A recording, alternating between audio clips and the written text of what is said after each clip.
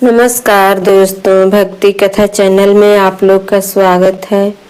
दोस्तों, आप लोग कैसे हैं? मैं आशा करती हूँ कि आप लोग अच्छे होंगे। जय श्री हरि विष्णु, जय तुलसी माता की। दोस्तों, शास्त्रों में कहा गया है कि मासानम कार्तिको महान वनस्पति नाम तुलसी प्रियता, अर्थात सभी महीनों में कार्तिक मास भगवान विष्णु को सबसे अधिक प्रिय है और सभी पौधों में तुलसी माता उन्हें सर्वाधिक प्रिय है। इसलिए जब कार्तिक मास आता है तो हर घर में तुलसी के समीप दीपक जलाया जाता है और तुलसी को जल अर्पित किया जाता है। कहा जाता है कि इस पुण्य कर्म से भगवान श्री हरि विष्णु स्वयं प्रसन्न होते हैं और भक्तों के जीवन से सभी पाप कष्ट और दोष दूर कर जाते हैं। तो दोस्तों, कार्तिक मास में प्रतिदिन तुलसी माता को जल अर्पित करें, उनके चरणों में दीपक जलाएं और श्री हरि विष्णु नाम का स्मरण करें। यही सच्चा कार्तिक का नियम है और विष्णु भक्ति का रहस्य है। जय श्री हरि विष्णु, जय तुलसी माता की। दोस्तों, एक बार की बात है, देवी सत्यभामा ने श्री कृष्ण से यही प्रश्न किया कि हे स्वामी, आप नित्य तुलसी को जल क्यों देते हैं और देवी रुक्मणी तुलसी के पास दीपक क्यों जलाती है? तब भगवान श्री कृष्ण मुस्कुराए और बोले, हे सत्यभामा, यह प्रश्न अत्यंत पवित्र है। तुलसी कोई साधारण वनस्पति नहीं, बल्कि वह स्वयं लक्ष्मी का अवतार है। जिस प्रकार कार्तिक मास मुझे प्रिय है, उसी प्रकार तुलसी मेरे हृदय के समान प्रिय है। तुलसी में जल अर्पण करने से भक्त के जीवन में सुख, समृद्धि और मोक्ष के मार्ग का द्वार खुलता है और दीपक जलाने से घर में लक्ष्मी स्थिर रहती है। जो भी मनुष्य तुलसी को जल देता है, उस पर मेरी कृपा सदैव बनी रहती है। जो भी मुझे तुलसी पत्र डालकर भोग चढ़ाता है, मैं उसे प्रेम से स्वीकार करता हूँ। तुलसी पत्र के बिना मैं किसी भी प्रकार का भोग स्वीकार नहीं करता हूँ। हे देवी, अब मैं तुम्हें तुलसी को जल देने और तुलसी के पास दीपक जलाने का महत्व सुनाता हूँ। इसलिए तुम इस कथा को ध्यान से सुनो। जो भी स्त्री इस कथा को ध्यान से पूरा सुनती है, वह सदा सुहागन रहती है। उसके घर में सुख, समृद्धि आती है और दरिद्रता का नाश होता है। देवी सत्यभामा कहती है, हे स्वामी, मैं इस कथा को ध्यान से पूरा सुनूंगी। कृपया आप मुझसे वह कथा कहिए। तब भगवान श्री कृष्ण ने देवी सत्यभामा को वह कथा सुनाने लगते हैं। भगवान श्री कृष्ण कहते हैं, हे देवी, मध्य देश में श्याम शर्मा नाम का एक वैश्य अपनी पत्नी के साथ रहा करता था। वैश्य के पास किसी चीज की कोई कमी नहीं थी। ईश्वर की कृपा से उसके पास सब प्रकार के सुख ऐश्वर्य थे, किंतु उस वैश्य की कोई संतान नहीं थे, जिस कारण से वह सदैव ही दुखी रहा करता था। उसे वैद्य ने संतान प्राप्ति के लिए कोई उपाय बताए। उसने दान धर्म किया, अनेक प्रकार के वैद्य भी बुलाए, उनके नाना प्रकार के उपचार भी किया, किंतु फिर भी उसे कोई संतान नहीं हो रही थी। फिर एक दिन वह वैश्य महामुनि वशिष्ठ जी से मिलने के लिए उनके आश्रम पर जाता है। मुनि वशिष्ठ जी श्याम शर्मा का स्वागत करते हैं और कुशल मंगल पूछते हैं। तब वह श्याम शर्मा मुनि वशिष्ठ जी से कहता है, हे मुनिवर, मैं अत्यंत दुखी हूँ। मेरी कोई संतान नहीं है और संतान के बिना मेरा उद्धार कैसे होगा। मैंने संतान प्राप्ति के लिए अनेक उपाय भी किया, किंतु मुझे संतान नहीं हो रही है। कृपया आप ही बताएं कि मुझे किस कारण से पुत्र की प्राप्ति नहीं हो रही है। क्या मुझसे जाने अनजाने में कोई पाप हुआ है? तब मुनि वशिष्ठ जी अपनी दिव्य दृष्टि से श्याम शर्मा के पूर्व जन्म के बारे में जान लेते हैं। वशिष्ठ जी कहते हैं, हे वत्स, पिछले जन्म में तुम्हारे द्वारा घोर पाप हो गया था। उस कारण से तुम्हें इस जन्म में संतान सुख प्राप्त नहीं हो रहा है। श्याम शर्मा कहता है, हे मुनिवर, कृपया मुझे बताइए, पिछले जन्म में मुझसे कौन सा पाप हुआ था और उस पाप से मुक्त होने के लिए मुझे कौन सा उपाय करना चाहिए। वशिष्ठ जी कहते हैं, वत्स, पिछले जन्म में तुमने जो अपराध किया था उसके विषय में सुनो। पिछले जन्म में तुम एक अहंकारी वैश्य थे। तुम्हारा जन्म धनवान कुटुंब में हुआ था। तुमने पिछले जन्म में एक गाय को अत्यंत दुख दिया था। एक दिन एक गाय भूख और प्यास से व्याकुल होकर तुम्हारे द्वार पर आई थी, किंतु तुमने उस गाय को न रोटी खिलाई, न चारा खिलाया और न ही उसे जलपान कराया। तुमने बड़े ही निर्दयता से उस गाय को अपमानित करके घर से निकाल दिया।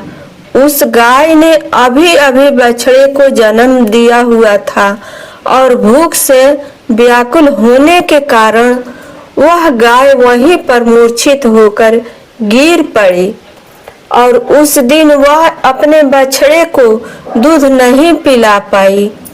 इसलिए इस गाय ने तुम्हें श्राप दे दिया था। इस गाय के श्राप के कारण तुम्हारी ऐसी दुर्दशा हुई है। उस गाय के श्राप के कारण तुम्हें इस जन्म में संतान नहीं हो रही है। वशिष्ठ जी की बात सुनकर उसे श्याम शर्मा को बड़ा दुख हुआ और वह स्वयं को कोसते हुए कहने लगा, हाय, यह मैंने क्या किया। एक बेचारी दुखी गौ माता की सेवा नहीं की। मैंने बहुत बड़ा अपराध किया है और उसी का दंड मुझे भोगना पड़ रहा है। श्याम शर्मा वशिष्ठ जी से कहता है, हे मुनिवर, मुझे बहुत बड़ा अपराध हुआ है। अब मैं इस पाप का प्रायश्चित कैसे करूं? कृपया आप ही मुझे मार्गदर्शन कीजिए। मैंने जो पाप किया है उससे मुक्ति का कोई तो उपाय अवश्य होगा। मैं अपना सब कुछ देकर उसे पाप का प्रायश्चित करूंगा। कृपया आप ही कोई उपाय बताइए। मुझे संतान प्राप्ति कैसे हो सकती है? क्योंकि शास्त्र कहते हैं, पुत्र के बिना मनुष्य का जन्म उद्धार नहीं हो सकता। तब मुनि वशिष्ठ जी कहते हैं, हे वत्स, उस पाप का एक ही उपाय है। तुम पुत्र प्राप्ति के लिए पुत्र श्रेष्ठ यज्ञ करो।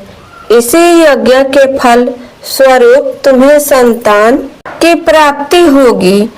उस यज्ञ को संपन्न करके तुम ब्राह्मण को भोजन कराओ, वस्त्र और गाय का दान करो, तभी तुम्हें इस पाप से मुक्ति मिलेगी।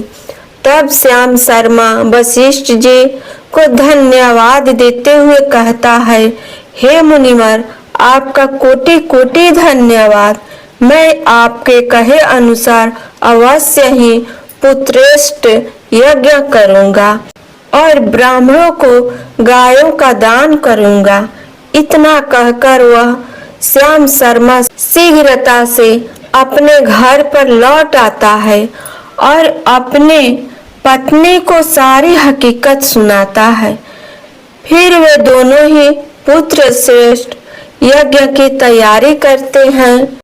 अनेक ऋषि मुनियों को निमंत्रण देकर वह श्याम शर्मा पुत्र श्रेष्ठ यज्ञ संपन्न करता है और उन ऋषि मुनियों तथा ब्राह्मणों को गाय का दान करता है।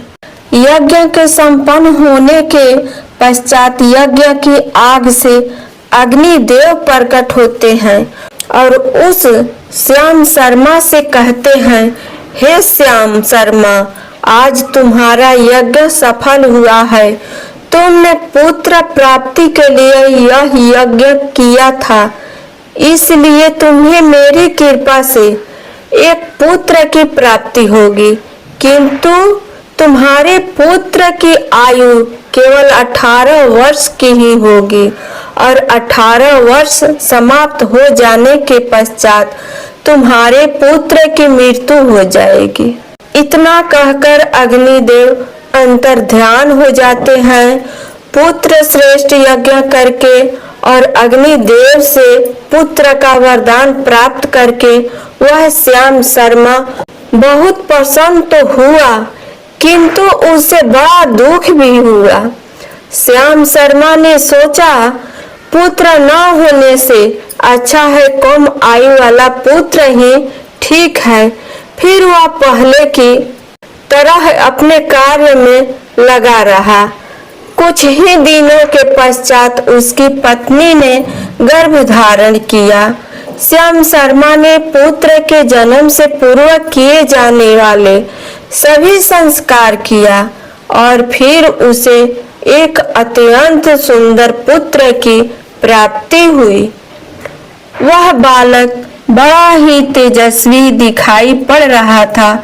श्याम शर्मा ने पुत्र के जन्म के बाद किए जाने वाले भी सभी संस्कार किया और पुत्र को गुरुकुल में शिक्षा प्रदान की। श्याम शर्मा का पुत्र जैसे जैसे बड़ा होने लगा, श्याम शर्मा को बहुत अधिक चिंता सताने लगी। फिर जब उसका पुत्र 16 वर्ष का हुआ तो श्याम शर्मा की पत्नी ने उससे कहा, अब हमें अपनी पुत्र का विवाह कर देना चाहिए। हमारा पुत्र अब विवाह के योग्य हो गया है।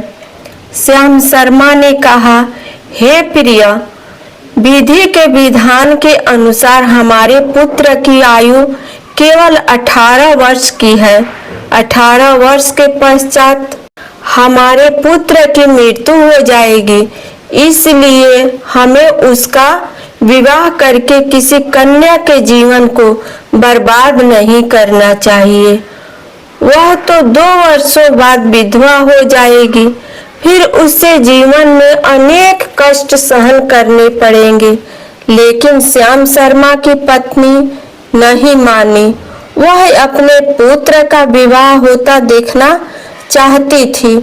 श्याम शर्मा की पत्नी कहती है, हे नाथ, कुछ भी हो, मैं अपने पुत्र को अविवाहित मरते हुए नहीं देख सकती।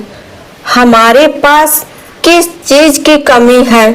हमारी पुत्र वधू इस संपत्ति को प्राप्त करके सुखी जीवन जी सकती है, इसलिए अब आप संकोच न करें और हमारे पुत्र के लिए सुंदर कन्या की खोज करें। अपनी पत्नी के मन के आगे श्याम शर्मा की एक न चली और फिर वह पुत्र के विवाह के लिए मान गया। फिर उसने पास ही एक नगर में रहने वाले एक अत्यंत गरीब वैश्य की पुत्री के साथ अपने पुत्र का विवाह संपन्न किया। श्याम शर्मा की बहू का नाम सुभद्रा था। वह अत्यंत गुणवान, चरित्रवान और पतिव्रता नारी थी। वह अपने पति के मृत्यु की बात को नहीं जानती थी। सुभद्रा नित्य अपने सास ससुर और अपने पति की सेवा करने लगी। वह सभी के साथ बड़े प्रेम से रहती और कभी किसी की आज्ञा का उल्लंघन नहीं करती थी। उसने अपनी मधुर वाणी और कार्य कुशलता से सभी के मन को जीत लिया। इस प्रकार से 2 साल बीत गए और फिर वह समय निकट आ गया जब श्याम शर्मा के पुत्र की मृत्यु होने वाली थी। श्याम शर्मा को बड़ा भय लगने लगा। फिर एक दिन उसने अपनी बहू को बुलाया और उससे क्षमा मांगते हुए कहने लगा, हे बहू, तुम मुझे क्षमा कर देना। मैंने तुम्हारे साथ बड़ा अन्याय किया है। सुभद्रा ने कहा, ससुर जी, आप ऐसा क्यों कह रहे हैं? आप मुझसे क्षमा मांगकर लज्जित न कीजिए। मैं आपसे छोटी हूँ, आपके पुत्री के समान हूँ। कृपया आप संकोच न करते हुए आपके मन में जो भी बात है वह कहिए। मैं आपकी आज्ञा का पालन अवश्य करूंगी। फिर श्याम शर्मा कहने लगा, हे पुत्री, तुम कल्याणी हो, तुम एक महान पतिव्रता हो, किंतु मेरे पुत्र के साथ तुम्हारा विवाह होने से पूर्व मैंने तुमसे एक बात छुपाई है। हमें पुत्र की प्राप्ति पुत्र श्रेष्ठ यज्ञ करने के बाद हुई थी और अग्निदेव ने हमें यह कहते हुए पुत्र प्राप्ति का आशीर्वाद दिया था कि हमारे पुत्र की आयु केवल 18 वर्ष की होगी। 18 वर्ष के बाद हमारे पुत्र की मृत्यु हो जाएगी। अपने ससुर की बात सुनकर सुभद्रा ने कहा, हे ससुर जी, बस इतनी सी बात, आप चिंता न कीजिए। मैं आपको वचन देती हूँ कि आपके पुत्र वधू में कभी विधवा नहीं होगी। आपके पुत्र के प्राणों की रक्षा मैं करूंगी। आप बस मुझे एक दीपक, जल का घड़ा और एक गाय लाकर दे दीजिए। मेरे पति के प्राणों की रक्षा इन्हीं से होगी। सुभद्रा की बात सुनकर श्याम शर्मा को बड़ा आनंद आया और वह कहने लगा, हे बहू, जैसी तुम्हारी इच्छा, मैं तुम्हें सब कुछ चीज लाकर देता हूँ। इतना कहकर श्याम शर्मा ने अपनी बहू को वह तीनों चीज लाकर दी। फिर जब वह दिन निकट आ गया जिस दिन सुभद्रा के पति की आयु होने वाली थी, उस दिन सुभद्रा ने सुबह उठते ही तुलसी को जल चढ़ाया और उससे प्रणाम करते हुए तुलसी के पौधे पर एक चुनरी बांध दी और तुलसी माता से प्रार्थना की, हे तुलसी माँ, मैं आपको चुनरी चढ़ा रही हूँ। कृपया अब तुम ही मेरे सुहाग की रक्षा करना। फिर सुबह के समय यमराज का एक दूत श्याम शर्मा के पुत्र के प्राण लेने के लिए उसके घर पर आ गया। जैसे ही वह घर में प्रवेश करने लगा, तब तुलसी के पौधे ने उसे रोक दिया और कहा, हे यमदूत, इस घर में निवास करने वाली स्त्री ने मुझे चुनरी ओढ़ाई है और इसलिए अब इसके सुहाग की रक्षा मैं कर रही हूँ। तुम इसके घर में प्रवेश नहीं कर सकते। इतना कहकर तुलसी ने यमराज के उस दूत को घर में जाने से रोक दिया। वह दूत भयभीत होकर सुभद्रा के पति के प्राण लिए बगैर ही यमपुरी लौट गया। यमपुरी में जाकर उसने यमराज से कहा, हे धर्मराज, मैं धरती लोक पर एक पुरुष के प्राण लेने के लिए गया था, किंतु तुलसी के पौधे ने मेरा रास्ता रोका। उस तुलसी के पौधे के कारण मैं घर में प्रवेश नहीं कर पा रहा हूँ। इस बात पर यमराज को बड़ा क्रोध आ गया। फिर उन्होंने अन्य 2 दूतों को बुलाया और कहा, तुम अब शाम के समय सुभद्रा के घर पर जाओ। जब तुलसी का पौधा सो रहा होगा, तुम उसके पति के प्राण लेकर यमलोक आ जाओ। फिर शाम के समय यमराज के 2 दूत सुभद्रा के घर की ओर निकल पड़े। सुभद्रा ने शाम होते ही तुलसी के पास एक दीपक जला दिया और उससे प्रार्थना की कि हे दीपक, अब तुम ही मेरे पति के प्राणों की रक्षा करो। यम के दूत मेरे पति के प्राण देने के लिए आ रहे हैं। फिर शाम हो गई। तुलसी का पौधा सो गया और यमराज को 2 दूत सुभद्रा के घर के सामने आकर खड़े हो गए और सोचने लगे, अब तो इस मनुष्य के प्राण लेकर ही यमपुरी लौटेंगे। जैसे ही यम के दूत सुभद्रा के घर में प्रवेश करने लगे, तुलसी के पास लगाए हुए दीपक ने उनका रास्ता रोक लिया और कहा, हे दूतों, तुम अब इस सुभद्रा के पति के प्राण नहीं ले जा सकते। उस स्त्री ने मुझे प्रज्वलित करके उसके पति के प्राणों की रक्षा करने की प्रार्थना की है, इसलिए अब मैं उसके पति के प्राणों की रक्षा कर रही हूँ। इसलिए तुम आज उसके पति के प्राण नहीं ले जा सकते। तुम यहीं से लौट जाओ, नहीं तो मैं सब कुछ जलाकर भस्म कर दूंगी और मेरी अग्नि में तुम दोनों भी जलकर भस्म हो जाओगे।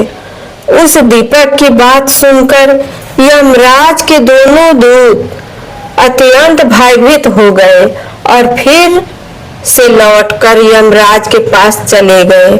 वहां पर जाकर उन्होंने यमराज को सारा वृतांत सुनाते हुए कहा, हे यमराज, आपकी आज्ञा का पालन करते हुए हम दोनों को शाम के समय उस पुरुष के प्राण लेने के लिए गए थे, किंतु तुलसी के पास लगाए हुए दीपक ने हमारा रास्ता रोक दिया, इसलिए हम खाली हाथ ही लौट आए हैं।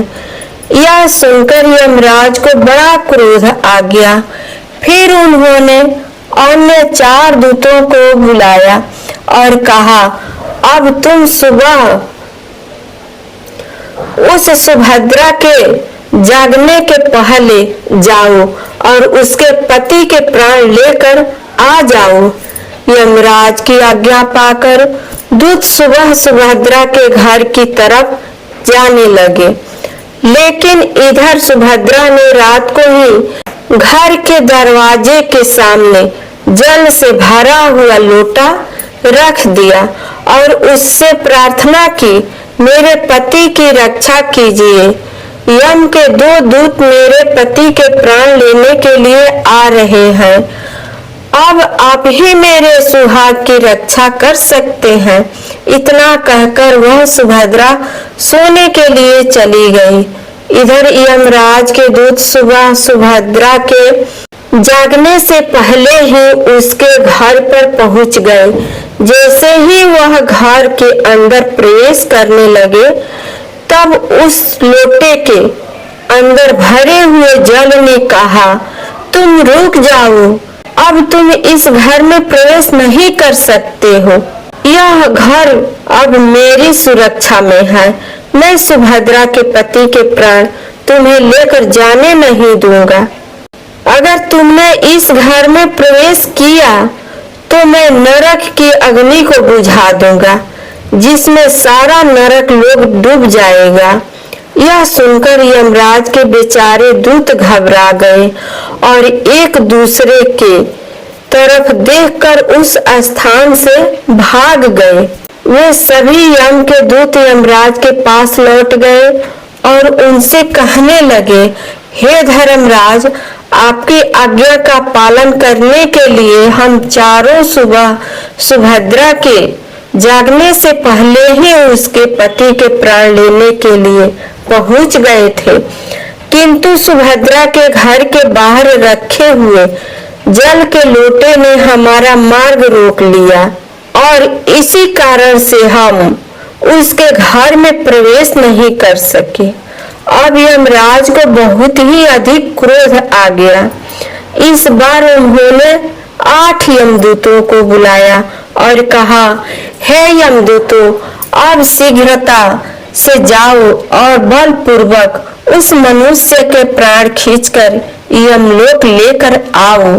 फिर वह 8 यमदूत यमराज की आज्ञा का पालन करते हुए पृथ्वी लोक पर उस सुभद्रा के घर के पास आते हैं तो देखते हैं उस सुभद्रा के घर के सामने एक गाय खड़ी है। सुभद्रा ने यमदूतों के सामने से पहले ही अपने घर के सामने गाय को बांध दिया था और गौ माता से विनती की थी, हे गौ माता, आज यमदूत मेरे पति के प्राण लेने के लिए आ रहे हैं। अब आप ही मेरे सुहाग की रक्षा कर सकती हो। हे गौ माता, मैं आपकी शरण में आई हूँ, कृपया मुझे विधवा होने से बचा लीजिए। उस गाय ने कहा, हे पुत्री, तुम चिंता मत करो, तुम्हारे पति के प्राणों की रक्षा मैं स्वयं करूंगी। मेरे होते हुए यम के दूत तुम्हारे घर में प्रवेश नहीं कर पाएंगे, इसलिए तुम चिंता से मुक्त होकर घर में अपने पति की सेवा करो। फिर जैसे ही वे यमदूत घर के अंदर प्रवेश करने के लिए आगे बढ़ते हैं, तब वह गाय उन्हें रोक देती है और कहती है, इस घर में तुम लोग प्रवेश नहीं कर सकते, इस घर की रक्षा मैं कर रही हूँ। मेरे रहते कोई भी इस घर के अंदर प्रवेश नहीं कर सकता। यदि तुमने अगर घर के अंदर प्रवेश करने का प्रयत्न किया तो मैं तुम सभी को श्राप दे दूंगी। अगर तुम्हें इस घर के अंदर प्रवेश करना है तो तुम्हें पहले मेरे प्राण लेने पड़ेंगे और तुम सभी को गौ हत्या का पाप लगेगा, जिसका कोई प्रायश्चित नहीं है। वहां पर उपस्थित सभी यमदूत गाय के द्वारा श्राप देने की बात सुनकर भयभीत हो गए। वे जानते थे कि गाय के द्वारा दिए गए श्राप से कोई मुक्त नहीं कर सकता और गौ हत्या तो संसार का सबसे उल्लंघनीय अपराध और महापाप है, जिसका कोई प्रायश्चित भी नहीं है। इसलिए वे सभी वहां से लौटकर यमराज के पास चले गए। यमपुरी जाकर उन यमदूतों ने यमराज को सारा वृत्तांत सुनाते हुए कहा, हे धर्मराज, उस सुभद्रा के पति के प्राणों की रक्षा एक गाय कर रही है। उस गाय ने हमें श्राप देने की बात कही, इसलिए हम सभी भयभीत होकर वापस लौट आए हैं। हम में गाय का सामना करने की शक्ति नहीं है। उन यमदूतों की बात सुनकर यमराज आग बबूला हो गए और स्वयं भैंस पर सवार होकर पृथ्वी लोक की ओर निकल पड़े। यमराज अपने भैंस पर सवार होकर उस सुभद्रा के घर के पास चले आते हैं। यमराज को अपने घर के सामने खड़ा हुआ देखकर सुभद्रा भयभीत हो जाती है और जल्दी से आकर यमराज के चरण स्पर्श करके उन्हें नमस्कार करती है और उनकी स्तुति करने लगती है। हे यमराज, आप तो तीनों लोकों के प्राणियों पर कृपा करने वाले महान देवता है। इस संसार के समस्त प्राणियों के पाप और पुण्य का लेखा जोखा आप अपने पास रखते हैं। हे न्याय के देवता धर्मराज, मैं सत्य धर्म का पालन करने वाली प्रतिव्रता स्त्री हूँ। मैं आपको बारंबार नमस्कार करती हूँ। कृपया मुझे आशीर्वाद दीजिए। सुभद्रा के द्वारा की गई स्तुति से यमराज अत्यंत प्रसन्न होते हैं और उसे अनजाने में ही सदा सुहागन रहो ऐसा कहकर आशीर्वाद देते हैं।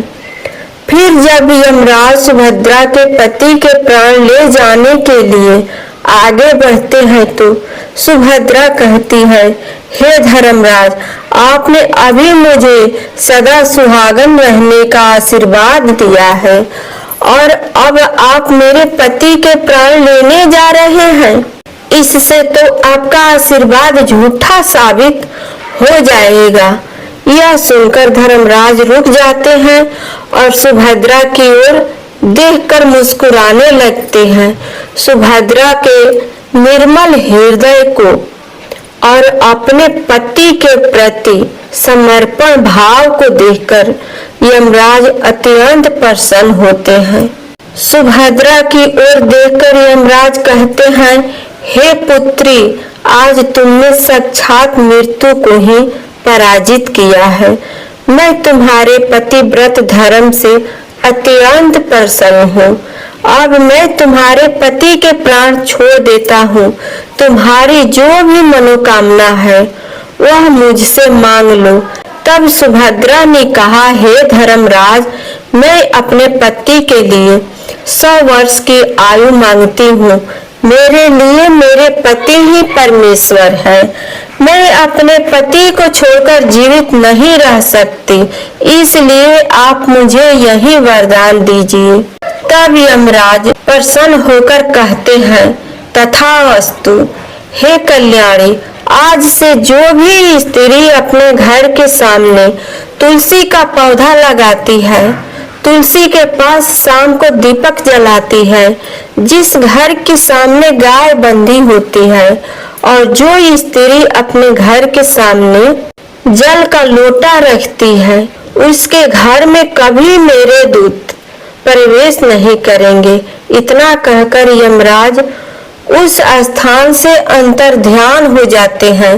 भगवान श्री कृष्ण कहते हैं, हे देवी, इस प्रकार से उस सुभद्रा ने अपने पतिव्रता धर्म का पालन करके उसकी मृत्यु को टाल दिया था। इसलिए जो भी स्त्री अपने घर के सामने तुलसी का पौधा लगाती है, रोज शाम को तुलसी के पास दीपक जलाती है, उसके घर में मृत्यु प्रवेश नहीं करती है जल्दी। जिस घर के सामने गाय बंधी होती है, उस घर में कभी दुख दरिद्रता नहीं आती है। जो स्त्री अपने घर के सामने जल से भरा हुआ लोटा रखती है, उसके घर में कभी सुख नहीं होता है। तो दोस्तों, इस प्रकार से भगवान श्री कृष्ण ने देवी सत्यभामा को तुलसी के पास दीपक जलाने का महत्व सुनाया। प्रेम से बोलिए जय श्री हरि विष्णु, जय तुलसी माता की जय। दोस्तों नमस्कार। कार्तिक मास की तुलसी कथा संपूर्ण हुआ।